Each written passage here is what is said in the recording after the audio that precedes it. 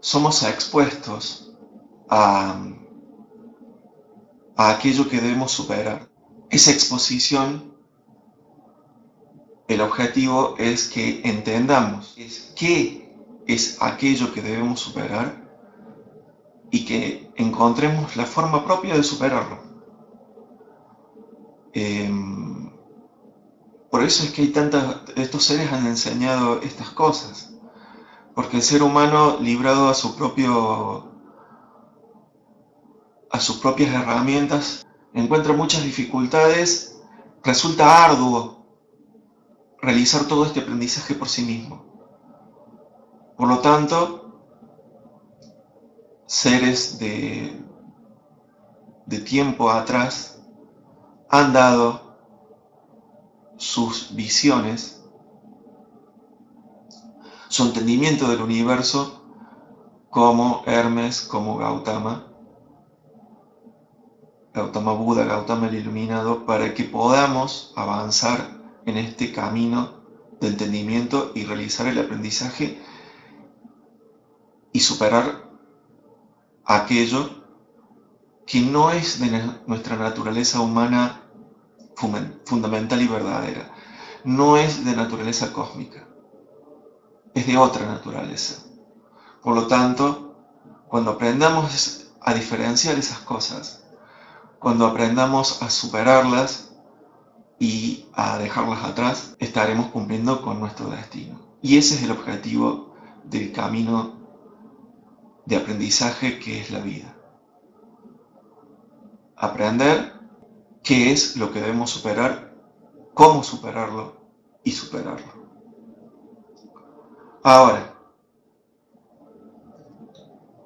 hablando del ser humano como materia y espíritu, y hablando del ser humano como de origen y destino cósmico, vamos a ver y vamos a analizar un poquito más que nuestros medios de funcionamiento, hablemos del pensamiento, tenemos la capacidad de pensar, de generar ideas, elaborar, diseñar, funcionar mentalmente. Tenemos raciocinio, podemos usar las herramientas de la lógica. También, aparte de eso, sentimos.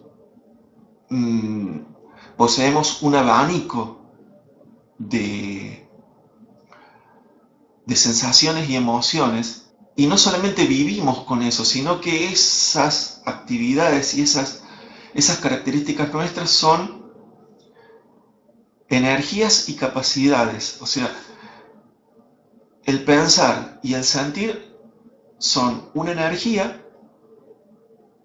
y son una capacidad que están a nuestra disposición.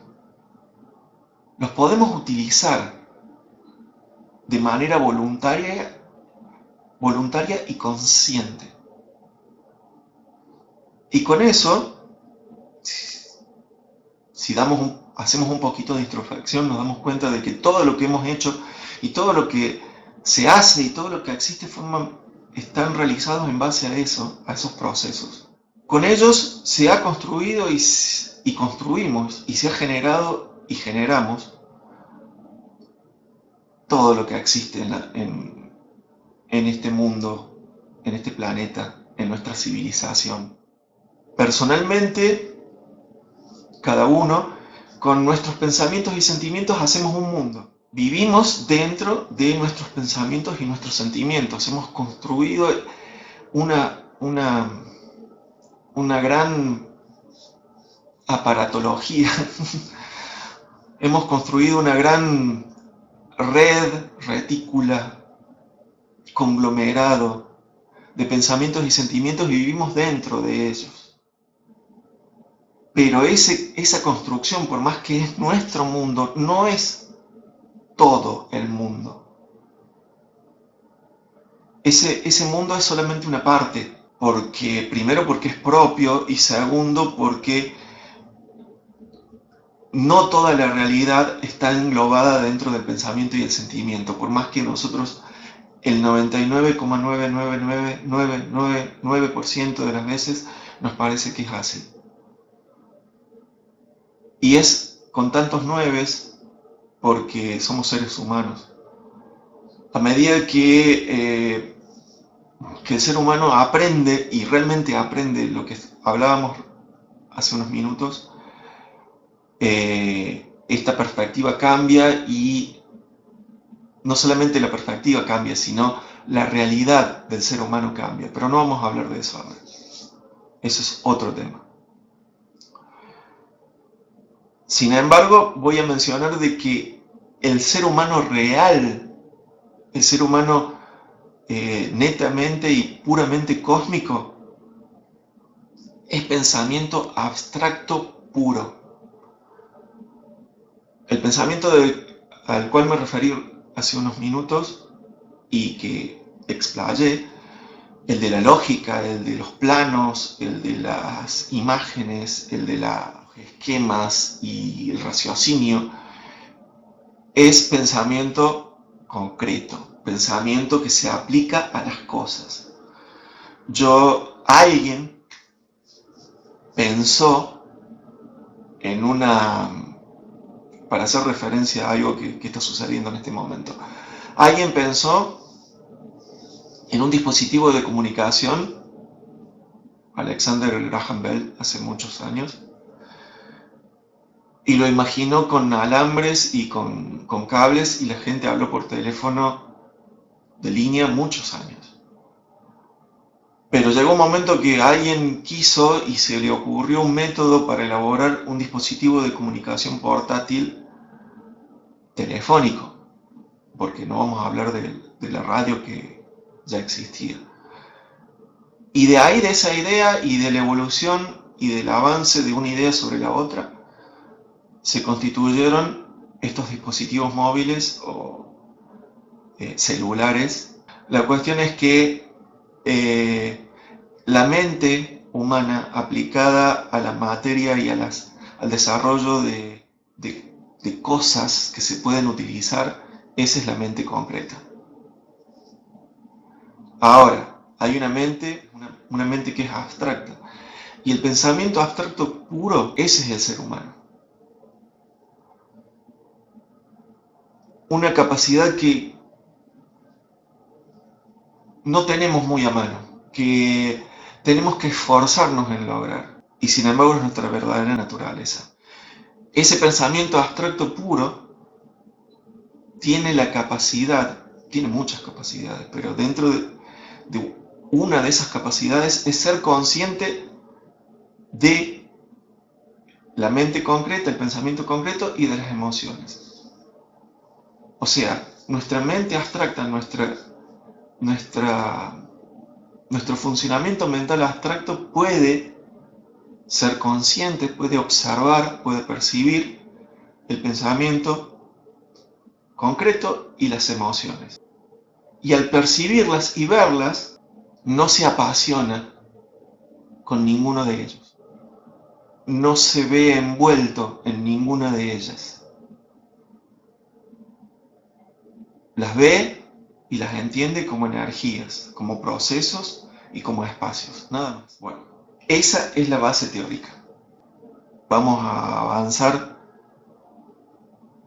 hasta cierto punto, ¿verdad? Como ya dije, este es solamente el inicio, en este tema que es la finitud. El final, los finales, vamos a tomar en cuenta el primer elemento que encontré necesario establecer con respecto a la finitud y los finales, o el final. Palabras que vamos a encontrar mucho, necesariamente, en todas estas exposiciones. Esa característica es la inevitabilidad, que no se puede evitar. Suena casi absurdo, pero es real. Estamos ya dentro del principio de algo. Nuestra vida tuvo un principio. Estamos en este momento dentro del principio de algo, o proviniendo de un principio. ¿Sí? El universo tuvo un principio, Este planeta tuvo un principio, nuestra cultura, nuestra civilización tuvo un principio, el país donde vivimos tuvo un principio, nuestra propia vida, nuestra propia existencia ahora corporal tuvo un principio. Provenimos de un principio. Tan naturales como los principios son los finales. Por lo tanto, no es extraño de que sucedan. Los presenciamos todo el tiempo.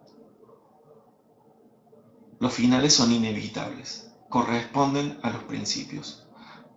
Hay un principio, hay un final.